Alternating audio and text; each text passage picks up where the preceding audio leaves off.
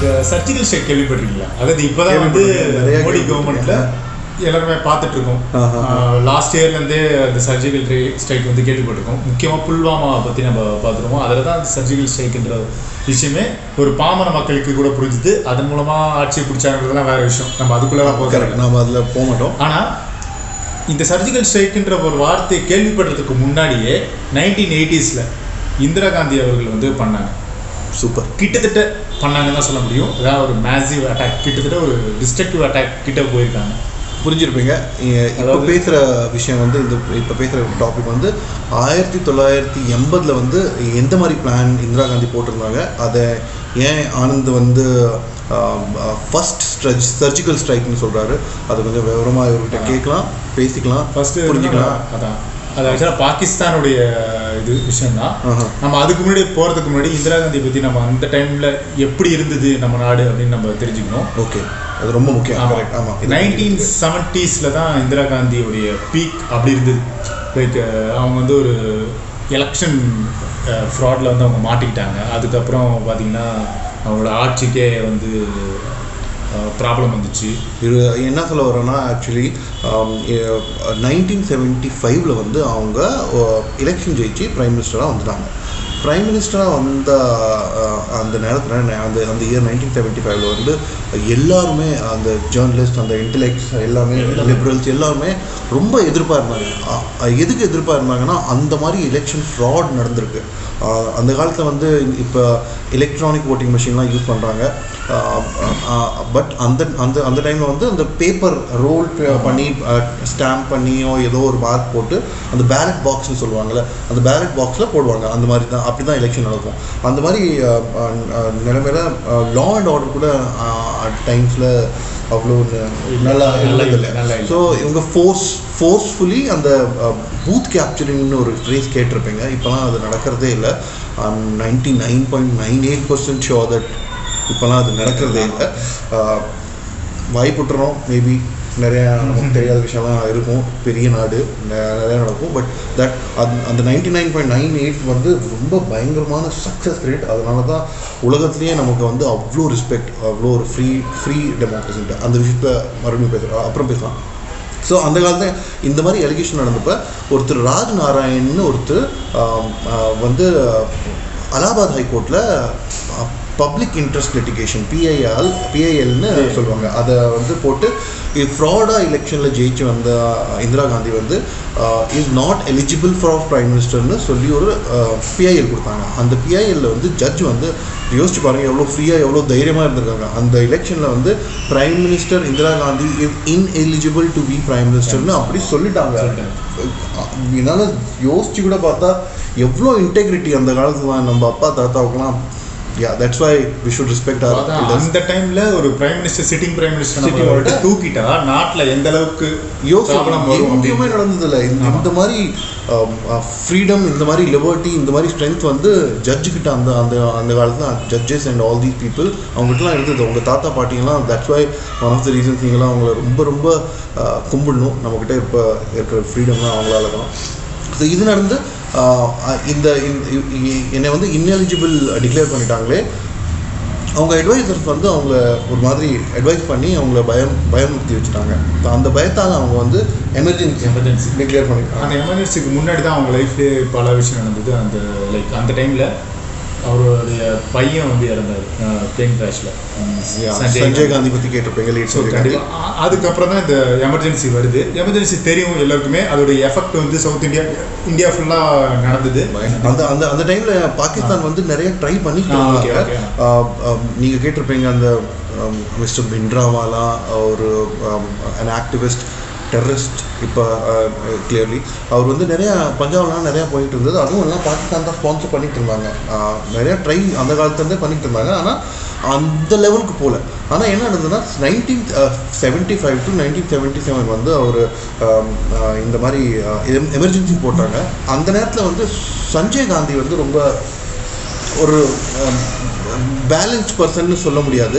அவர் வந்து அத்தாரிட்டேரியன். அவர் வந்து சாந்தி சௌக் இந்த மாதிரி இடத்துலலாம் நிறைய இடத்துல அவங்க அதெல்லாம் சிக் அதிகமாக மெஜாரிட்டியில் நிறையா இருந்தாங்க. பார்ட்டிஷன்லேருந்து பாகிஸ்தான்லேருந்து டெல்லி தான் ரெஃப்யூஜி கேம்ப், டெல்லி பஞ்சாப் இதெல்லாம் ரெஃப்யூஜி கேம்ப்பாக இருந்தது. அங்கேருந்து மூவ் பண்ணி சிக்லாம் ஹிந்துஸ்லாம் வந்து செட்டில் ஆகிற இடம் வந்து டெல்லி தான். சாந்தி சௌக், ஓல்டு டெல்லி ஏரியா, அப்புறம் வெஸ்ட் டெல்லி ஏரியா, இதெல்லாம் மேக்ஸிமம் சிக்காக தான் இருப்பாங்க.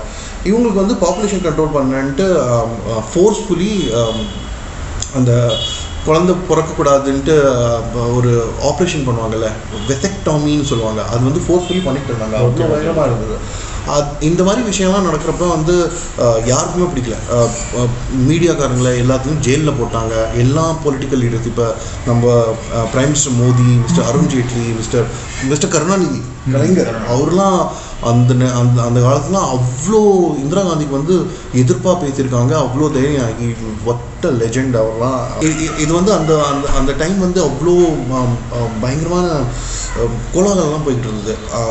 பட் இந்திரா காந்தி வந்து அவங்களோட பேக்ரவுண்ட் வந்து எஜுகேட்டட் ஃபேமிலி, ஜவஹர்லால் நேருவோட பொண்ணு, வெரி அவங்களும் வந்து அவங்க அப்பா மாதிரியே டுவர்ட்ஸ் சயின்ஸ் அண்ட் டெக்னாலஜி கொஞ்சம் லீன் பண்ணுவாங்க. So she was one of those people. அவங்க வந்து 1968 இருந்தே Homi Jahangir Bhabha, the late great scientist Homi Jahangir Bhabha, அவர் பற்றி கேள்விப்பட்டிருப்பீங்க. The father of our nuclear programme. அவர் வந்து அப்போ இருந்தே தோரியம் ரியாக்டர், தோரியம் வந்து அன் ஆல்டர்னேட்டிவ் நியூக்ளியர் ஃபியூல்னு அந்த காலத்துலேருந்து அவர் ரிசர்ச் பண்ணிகிட்டு இருக்காங்க. அண்ட் எல்லாமே உலகமே அதை யூஸ் பண்ணி ஒரு ஃபியூஷன் ரியாக்ஷன் பண்ண ட்ரை பண்ண அங்கேருந்து ரிசர்ச் பண்ணிகிட்டு இருந்தாங்க. அவர் வந்து நிறையா பிரேக் த்ரூலாம் பண்ணியிருந்தார் அந்த காலத்தில். அதே டெக்னாலஜி வந்து அவர் வந்து ரிசர்ச் பண்ணி சாகிறதுக்கு முன்னே, அவர் செத்துட்டு வந்து ஒரு இன்டர்நேஷ்னல் கான்ஸ்பிரசினா இப்போ கூட சொல்லிக்கிட்டு இருக்காங்க. பிளேன் வந்து ஸ்விஸ் ஆல்ப்ஸ் அந்த மவுண்டெயினில் வந்து கிராஷ் ஆகி அவர் இறந்து போயிட்டார். இன்னும் அது கான்ஸ்பிரசி தியரி இருக்குது. இன்னும் அதை கான்ஸ்பிரசி தியரியாக தான் சொல்லிட்டு இருப்பாங்க. ஒரு வாரத்துக்கு முன்னே கூட ஒரு நியூஸ் வந்துருந்தது. அந்த குளோபல் வார்மிங்னால அந்த கிளேஷியர்லாம் உருகுது. இப்போ தான் நிறையா அந்த பாடிஸ், பார்ட்ஸ், இன்ஜினோட பார்ட்ஸ் அதெல்லாம் கன்ஃபார்மாக கிடைச்சிக்கிட்டு இருக்கு. So tragedy. அண்ட் எப்படிலாம் நம்ம அடிபட்டு போயிருக்கோம் அத்தனை வருஷத்துக்குங்க. ஸோ இது என்ன விஷயம்னா, அவர் வந்து இந்த அவர் செத்ததுக்கப்புறம் Vikram Sarabhai, the father of our space research centre, அவர்கிட்ட ஒப்படைச்சு போயிட்டாங்க. இந்த சயின்டிஸ்ட் எல்லாம் சேர்ந்து வந்து அந்த காலத்துலேயே 1970s நியூக்ளியர் டெக்னாலஜியை வந்து ரிசர்ச் பண்ணி ஒப்சர்வ் பண்ணி கண்டுபிடிச்சிட்டாங்க. எப்படி டெட்டோனேட் பண்ணுறது, எப்படி டெட்டோனேட் பண்ணுறதுன்ட்டு அவங்க ரிசர்ச் பண்ணிட்டாங்க. அந்த சப்போர்ட்டும் அந்த தைரியமும் இந்திரா காந்தி மாதிரி prime minister, mister Lal Bahadur Shastri மாதிரி பிரைம் மினிஸ்டர் வந்து அவங்களுக்கு சப்போர்ட் பண்ணி என்கரேஜ் பண்ணி smiling Buddha happened in 1974. And அப்போ தான் வந்து இந்திரா காந்தி வந்து நான் ஏஷியாவில் ஒரே ஒரு பவர் மட்டும் இல்லை, 2 பவர் இருக்கான்ட்டு கிளியராக டிக்ளேர் பண்ணிட்டாங்க. ஆனால் நம்மக்கிட்ட ஒரு பெரிய பிரச்சனை என்ன இருக்குன்னா, அந்த நியூக்ளியர் பாம்பை வந்து வேறு கண்ட்ரி, எனிமி கண்ட்ரியில் தூக்கி போடுறதுக்கு மிசைல்ஸ் இல்லை, அந்த மாதிரி ஏர்பிளைன்ஸ் இல்லை. நம்ம வந்து 1974 இந்த நியூக்ளியர் டெஸ்ட் வந்து பண்ணப்போ பாகிஸ்தானுக்கு வந்து சரி சைக்கலாஜிக்கலாக எந்த மாதிரி எஃபெக்ட் வரும்ட்டு நம்ம ரா அண்ட் இந்த மாதிரி செக்யூரிட்டி ஏஜென்சிஸ்லாம் இந்திரா காந்தி கிட்ட பேசியிருக்காங்க. But Mrs Indira Gandhi, the intellectual she was, இன்னொரு இம்பார்ட்டன்ட் விஷயம், ராவை உருவாக்குனதே இந்திரா காந்தி தான். 1968 வந்து அவங்க தான் ராவை வந்து உருவாக்குனாங்க. So she was very close with scientist and இந்த மாதிரி லாஜிக்கல் சிஸ்டம் ப்ரோசஸ்லாம் she use to do very well. அவங்களாம் வந்து என்ன சொன்னாங்கன்னா, நீங்கள் வந்து நியூக்ளியர் வெப்பன் இப்போ டெட்டோனேட் பண்ணிங்கன்னா maybe they will be getting scared. Pakistan பயந்து போயிடும். அதை பயந்துட்டு ஓகே பேலன்ஸ் ஆஃப் பவர் அவங்க பக்கம் போயிடுச்சு. ஸோ நியூக்ளியர் வெப்பன் இந்த மாதிரி தேவையில்லை, விட்டுடலாம், அந்த மாதிரி யோசிச்சிருப்பாங்களோன்ட்டு அந்த சைக்காலஜி வச்சு ரிவர்ஸ் சைக்காலஜி யூஸ் பண்ணலான்ட்டு யோசிச்சாங்க. பட் அது டோட்டலி ஒப்போசிட்டாக போயிடுச்சு. கிரிக்கெட்டில் கூட பார்ப்பீங்களா நீங்கள், யாராவது வெங்கடேஷ் பிரசாத் அந்த மேட்ச்சில் ஸ்லெட்ச் பண்ணார், ரியாக்ஷன் எப்படி போச்சுன்ட்டு எல்லாரும் பார்த்தீங்க. ஸோ அதே மாதிரி இங்கேயும் நடந்து போச்சு. அவங்க வந்து ரொம்ப வெறித்தனமாக இது எங்களுக்கு நியூக்ளியர் வெப்பன் எங்களுக்கு வேணும் அப்படியே பிடிவாதமாக இருந்தாங்க. எதுக்கு வேணும்னா அவங்க வந்து முஸ்லீம் வேர்ல்டில் வந்து நாம் தான் லீடர், நாம் தான் ரொம்ப பவர்ஃபுல், அதை காட்டுறதுக்கு இது ஒரு காரணம். அதுக்கு இதுதான் பண்ணணுன்ட்டு இந்தியா ஒரு காரணம் கண்டிப்பாக, பட் இது ஒரு காரணம் சாக்கா வச்சுக்கிட்டு அவங்க பர்சியூ பண்ணாங்க. அந்த டைமில் வந்து அவங்களுக்கு ஒரு இன்ட்ரெஸ்டிங் கேரக்டர் வந்தார், mister Abdul Qadeer, the father of nuclear science in Pakistan. அவரை வந்து he was one of those patriots of Pakistan. தேசபக்தி அவருக்கு அவ்வளோ அதிகமாக இருந்தது. அண்ட் அவங்கள வந்து இவங்களோட ISI, இந்த சீக்ரெட் ஏஜென்சி வந்து ஸ்காண்டினேவியன் கண்ட்ரீஸ்லாம் இருக்காங்கல்ல, நம்ம ஸ்வீடன், நெதர்லாண்ட்ஸ், ஹாலாண்ட், இந்த மாதிரி கண்ட்ரீஸ்லாம் இவர் போய் நியூக்ளியர் ரிசர்ச்லாம் எங்கெல்லாம் நடக்குதோ அங்கே போயிட்டு அந்த நியூக்ளியர் டெக்னாலஜியை திருடி இருக்காரு, அந்த டிசைன்ஸ்லாம் திருடி இருக்காரு. நீங்கள் கேட்பீங்க ஏன் இந்த கண்ட்ரீஸ் கிட்டலாம் நியூக்ளியர் வெப்பன்ஸ் என்னன்ட்டு ஆப்வியஸாக கொஸ்டின் வரும். இந்த ஆப்வியஸ் கொஸ்டினுக்கு ஆன்சர் என்னன்னா, இந்த மாதிரி கண்ட்ரீஸ்லாம் ஜப்பானில் நடந்த ஹிரோஷிமா நகாசாக்கி பாம்பிங்க்கு அப்புறம் இவங்கெல்லாம் ஒரு முடிவுக்கு வந்துட்டாங்க, நம்ம என்ன நடந்தாலும் சரி நியூக்ளியர் வெப்பன்ஸ் வந்து வெப்பன்ஸ் ஆஃப் மாஸ் டிஸ்ட்ரக்ஷன் சொல்கிறாங்களே, ஹியூமனிட்டிக்கே ரொம்ப கெடுதல், பிளானட்டே ஒழிஞ்சு போயிடும். அதனால இந்த மாதிரி வெப்பன்ஸ் நாங்கள் எப்பவுமே டெவலப் பண்ண மாட்டோம். ஆனால் அந்த ஃபீல்டில் ரிசர்ச் ஃபார் சிவில் யூஸ் அவங்க வந்து காதிர் கான் வந்து இங்கேருந்து திருடிக்கிட்டு இருந்தாங்க. அவங்களுக்கு சப்போர்ட் எங்கேருந்து வந்தது? சைனா வந்து அந்த காலத்துல இருந்தே நார்த் கொரியா, லிபியா இந்த மாதிரி கண்ட்ரீஸ்க்கு, ஈவன் ஈரான் வந்து அந்த காலத்துல இருந்தே இவங்கலாம், சவுதி அரேபியா கூட ஒரு முக்கியமான ஒரு பாத்திரம் இதில். அவங்க வந்து நியூக்ளியர் டெக்னாலஜி ஸ்மக்லிங் பண்ணி இவங்களுக்குலாம் சப்ளை பண்ணிட்டு இருந்தாங்க. அதில் வந்து கிரேட் சக்ஸஸ் யாருக்கெல்லாம் கிடைச்சிருந்துருக்குன்னா, ஆப்வியஸ்லி பாகிஸ்தானுக்கு கிடைச்சிருக்கு. அப்புறம் லிபியாவுக்கு வந்து ஒரு பயங்கரமான லெவல் வந்து அவங்க வந்துட்டாங்க. பட் நடந்ததுலாம் அப்புறம் வேற.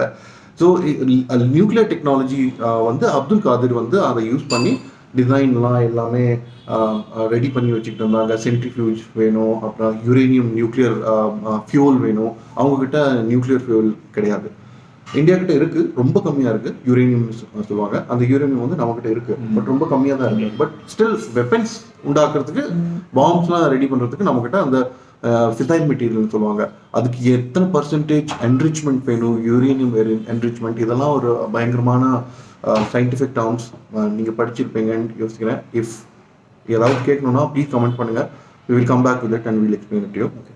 ஸோ அந்த டைமில் இவங்க ப்ரொசீட் பண்ணிக்கிட்டே இருந்தாங்க, இந்த ப்ரொசஸ் போய்கிட்டே இருந்தது. ஸோ 1980s இருந்து இந்திரா காந்தியும் நம்ம ஜென்ரல்ஸ்லாம் சேர்ந்து இந்த பிளான்லாம் அப்போ இருந்தே ஒரு சர்ஜிக்கல் ஸ்ட்ரைக் பண்ணி, சர்ஜிக்கல் ஸ்ட்ரைக் என்னன்னு அர்த்தம் முதல் கொடுக்கலாம். சர்ஜிக்கல் வந்து ப்ரெசிஷன் இருக்குல்ல, ப்ரெசிஷன்லாம் நீங்கள் எங்கே உட்காந்துருக்கீங்களோ அங்கே வந்து மிசைல் வந்து அங்கே மட்டும் அடிப்பேன், மற்ற அக்கம் பக்கம் இருக்கிறதுலாம் எதுவுமே டிஸ்ட்ரக்ஷன் ஆகாது. அதுதான் சர்ஜிக்கல்னா கரெக்டாக ஆப்ரேஷன் பண்ணுறப்ப டாக்டர்லாம் அவ்வளோ ப்ரெசிஷன் சொல்லுவோம், கரெக்டாக இருக்கணும். ஒரு எல்எம்எம் ஒரு சென்டிமீட்டர் கூட தப்பாக போகக்கூடாது. அதுதான் அவ்வளோ டீட்டெயிலாக பிளானிங் பண்ணுவாங்க. ஸோ அந்த சர்ஜிக்கல் ஸ்ட்ரைக் வந்து அந்த 1980s வந்து அவங்க எங்கெல்லாம் நியூக்ளியர் லெபரட்டரிஸ் இருக்கோ, டெஸ்ட் பண்ணுறதுக்குலாம் அண்டர் கிரவுண்ட் இடம்லாம் பண்ணுறாங்களோ, அதை வந்து நியூக்ளியர் பாம்பு போட்டுடலான்ட்டு அவங்க அவ்வளோ கிளியராக இருந்தாங்க, அவ்வளோ பக்காவாக பிளான் போட்டிருந்தாங்க.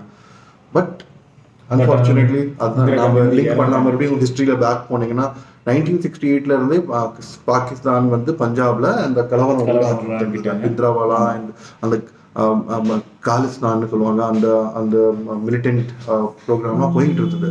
அவங்க வந்து அந்த நேரத்தில் வந்து பிந்த்ராவாலா வந்து பயங்கரமாக அவங்கள சேலஞ்ச் பண்ணி, இந்திரா காந்தியை 1980s சேலஞ்ச் பண்ணி அவங்க ஆப்ரேஷன் ப்ளூ ஸ்டார் நடந்தது. அதில் வந்து சிக் டெம்பிள்குள்ளேயே நம்ம பெரிய விஷயம், some of the darkest parts of our Indian history போயிருக்கு. டேங்க்ஸ்லாம் அனுப்பிச்சுட்டு இருக்காங்க.